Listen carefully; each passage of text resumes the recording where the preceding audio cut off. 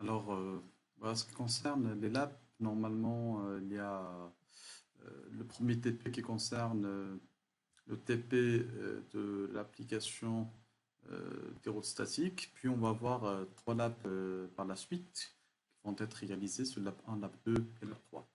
Alors, restez avec moi, on va passer directement à la partie pratique pour qu'on puisse normalement appliquer ce qu'on a fait dans ce cours, dans la configuration de routage et de route statique.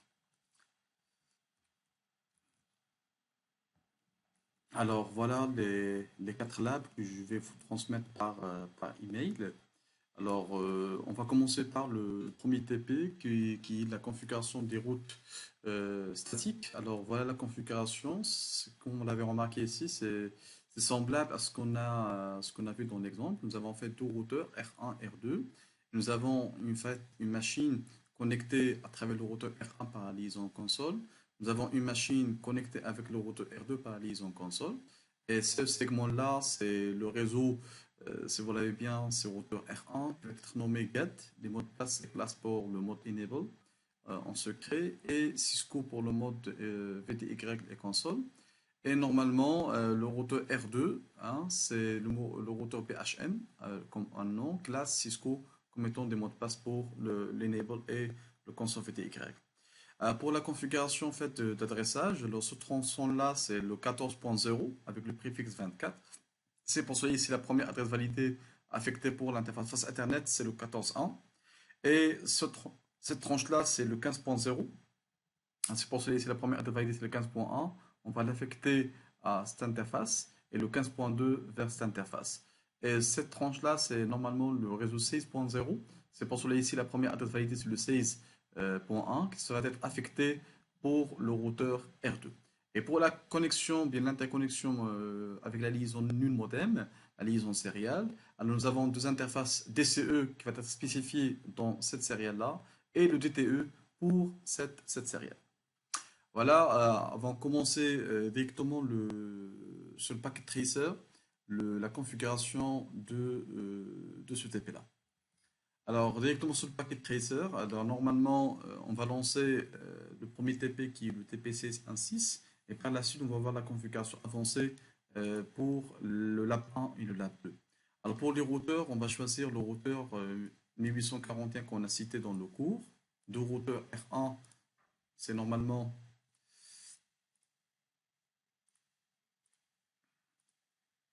c'est le routeur GET, et ça c'est le routeur PHM.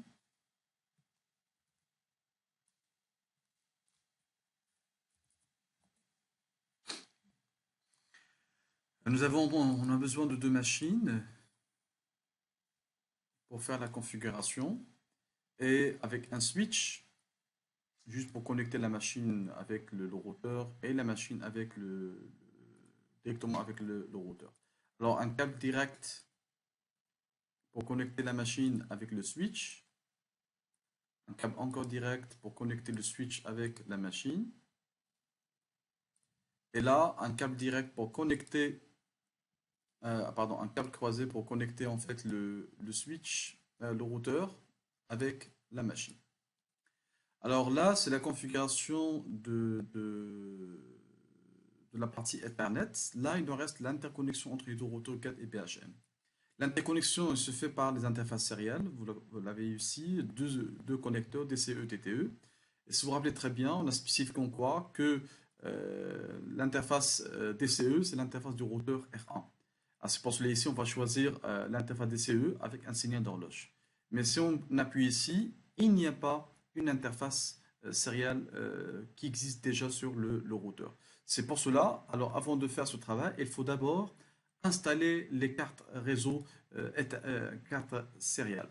Alors pour le faire, normalement, on doit éteindre le routeur et on doit ajouter dans les slots qu'on a expliqué la dernière fois une nouvelle carte parce que nous avons déjà ici deux faces Ethernet avec une liaison console.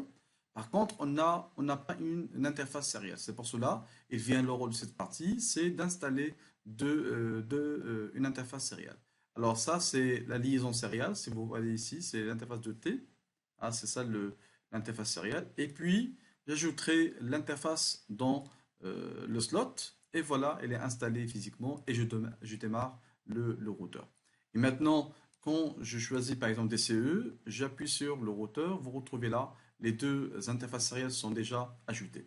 Mais bien sûr, je dois faire la même chose pour BHM parce que aussi BHM n'a pas de liaison. Si on appuie sur le TTE, parce que c'est ressemble à TTE, alors on voit bien qu'il n'y a pas une interface sérielle ajoutée dans le routeur BHM. C'est pour cela qu'on va faire la même chose. On va éteindre le routeur et puis on va installer une carte sérielle sur le routeur et puis j'allume le routeur pour qu'il puisse se démarrer. Non, il nous reste justement le console, c'est la liaison console entre la machine et le routeur pour qu'on puisse l'utiliser pour la configuration. Et maintenant, la liaison sérielle, c'est l'interface DCE qui va être choisie, c'est la série DCE, qui va être connectée avec le CAT, c'est la série 00, et automatiquement, c'est une interface DTE qui sera connectée avec la sérielle du routeur BHM. Alors, une fois connecté, je peux lancer directement maintenant la configuration de notre routeur. Alors, on voit bien ici que le routeur n'est pas du tout configuré. C'est pour cela on va lancer notre terminal, application pour le terminal, et je commencerai la configuration. Vous allez remarquer ici le boîte de dialogue à ne pas configurer par mode de dialogue. Par contre, on va le configurer à la main à travers des lignes de commande. Alors, la première des choses, c'est je dois lancer le mode de configuration de ce terminal-là. Et la première des choses, c'est le hostname. À configurer, c'est get. Le mode pass enable. Chiffré, c'est le mot de passe Cisco. Et dans les lignes de configuration des consoles, alors il y a le mot de passe classe avec l'activation de l'authentification par la commande login. Voilà. La même chose pour le mode de configuration VDY. Alors, je spécifie un password, c'est le même, c'est classe, pardon. Et j'active l'authentification par la commande login.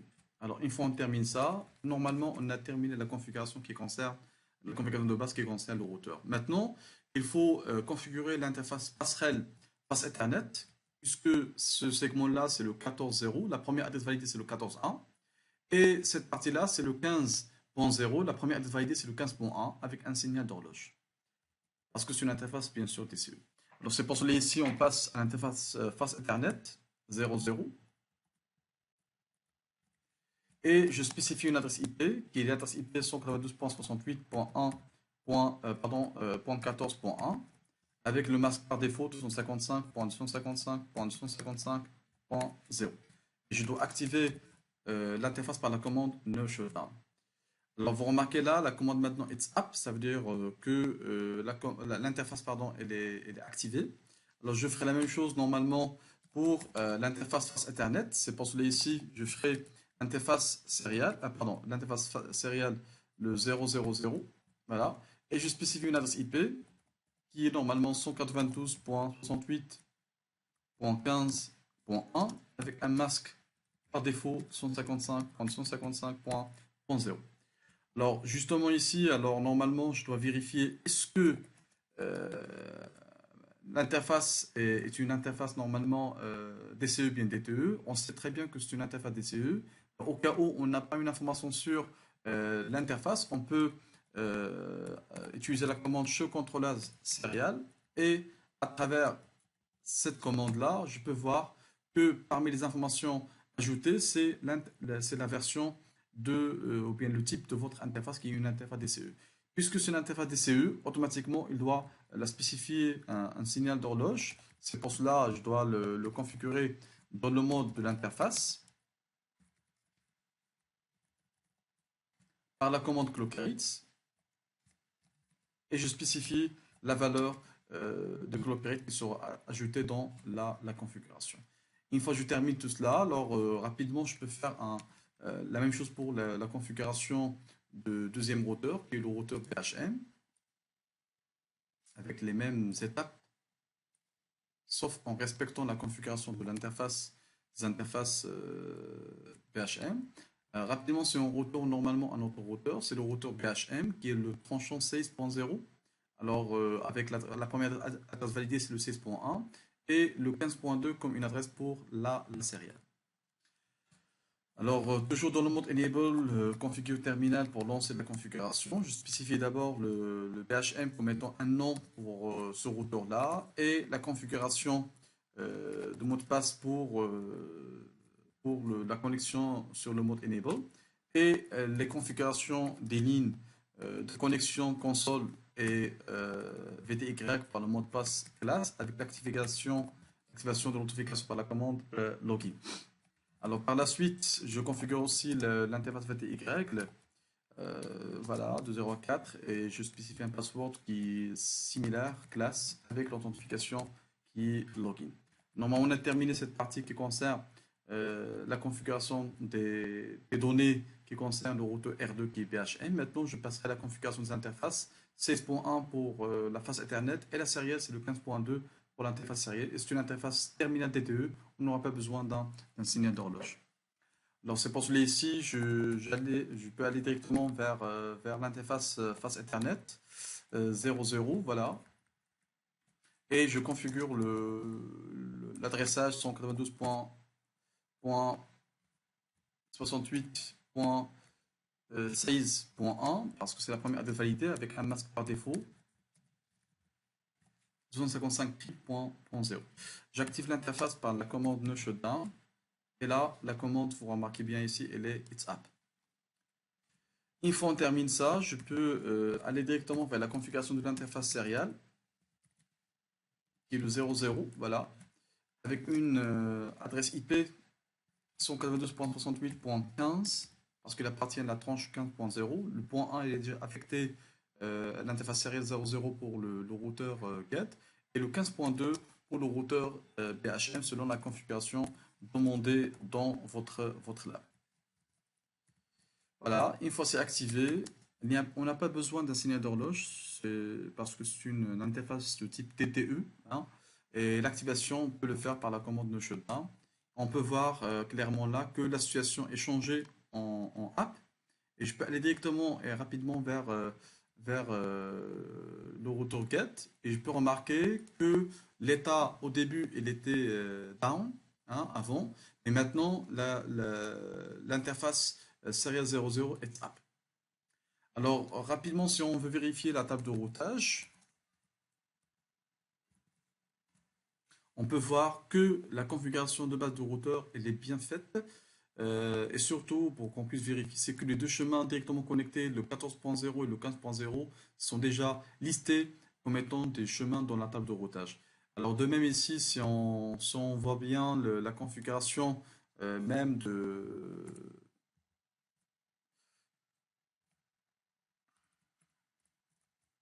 la configuration de la table de routage pour le routeur BHM. On peut voir aussi la configuration, bien l'apparition de deux chemins, le 15.0 et le 16.0 dans la table de routage, comme étant des chemins directement connectés à travers les interfaces sorties Serial 00 et le face Ethernet 00. Bien sûr, jusqu'à là, le routeur R1 est configuré, le routeur R2, BHM et 4 sont configurés, mais ils n'ont aucune information sur la liaison distance. C'est pour cela ici, comme l'exemple là, c'est le routeur BHM. Celui-là, il connaît déjà le 16.0, il connaît déjà le 15.0 parce que ce sont directement connectés sur le BHM. Par contre, il n'a aucune idée sur le réseau 14.0. C'est pour cela ici, il vient notre rôle de secours, c'est d'ajouter une ligne, d'accord, d'ajouter une ligne à partir du BHM vers le 14.0 en passant par l'interface de sortie du prochain saut. C'est pour cela ici, on va ajouter une route statique vers le 14.0. C'est pour cela on va voir configure terminal. Et j'ajouterai la commande IP route, d'accord. Et le chemin de distance, c'est le 14.68.16.0. C'est ça ce qu'on. Pardon, c'est pas le 16, hein. Parce que le 16 est déjà connu. On cherche le 14, hein, c'est BHM. On cherche le chemin de distance, c'est le 14.0. Et le masque par défaut 255.255.255.0 avec pardon, là, 14.0 0 avec l'interface de prochain saut qui est 192.68.15.1. Une fois on termine cela, alors on peut aller directement vers la table de routage. On peut voir l'apparition d'une nouvelle ligne, c'est le chemin vers le 14.0, qui est un chemin S de code S. Ça veut dire quoi? C'est un chemin, bien sûr, route statique. Et si on veut aller vers le 14.0, l'interface du prochain saut, c'est l'interface de 15.1. Nous ferons la même chose normalement pour le routeur GET. Nous avons normalement le routeur, il connaît déjà le 14 et le 15, mais il lui manque le chemin de destination vers le 16.0. C'est pour cela ici, on doit l'ajouter de façon manuelle ou bien statique à travers la commande iproute. Le chemin vers le 92.68.16.0 avec le masque par défaut 155 triples.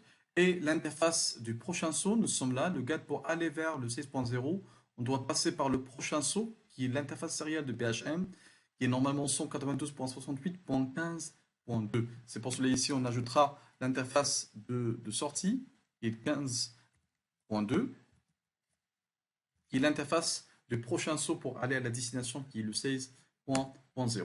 Et si on peut aller directement vers la table de routage de PHM, on peut voir plus le 14 et le 15, apparition d'un nouveau chemin, bien une nouvelle route qui est le 16.0. Et si on veut l'atteindre, on peut l'atteindre via le prochain saut qui est le 15.2. Et c'est un chemin qui est configuré de façon manuelle, alors c'est une route statique configurée dans votre routeur.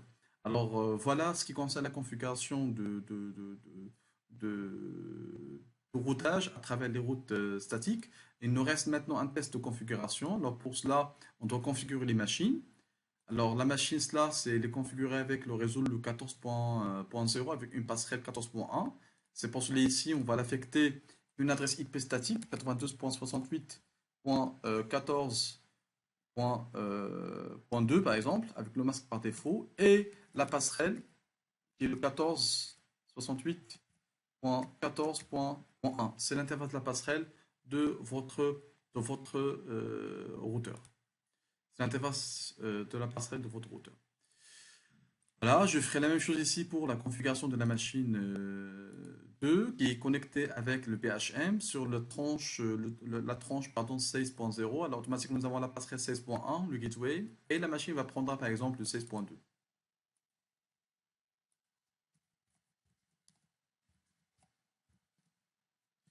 Voilà, et le gateway c'est 68.16.1 qui est la passerelle.